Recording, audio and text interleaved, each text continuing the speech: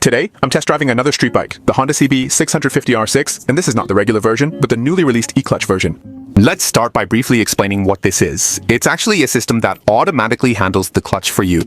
In the last test drive, the BMW could also shift gears without using the clutch, but at low gears, not using the clutch really causes a lot of jerking. Then it's different from the DCT we test drove in previous episodes. The DCT doesn't have a clutch to operate at all. It's purely an automatic transmission. Although you can manually press buttons to shift gears, it doesn't feel the same.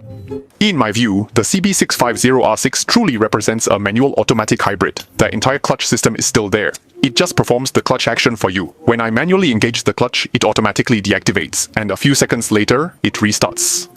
To put it simply, if I want to control it myself, it will go offline, but a few seconds later it will come back online. If I want it to move on its own, it will move on its own. If I want to control it, I can control it. It's very flexible. Now, as many friends in the comment section mentioned that the four-cylinder bike is indeed very smooth. The power of the CB650 is not as aggressive as the Z900R6S, but the smoothness is not much different. However, the comfort of the riding position, the feel of the foot, and the overall riding experience I feel are not as good as the Z900R6S. So it has strengthened my belief that if I buy a street bike, it must be the Z900R6S. The good impression the CB650 gives me is, first of all, its smoothness as mentioned before, and then the power is indeed sufficient for riding on Japanese streets.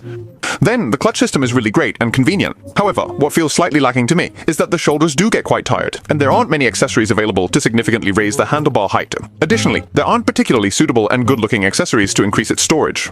I've been thinking about it constantly, and after the test drive, I was really impressed.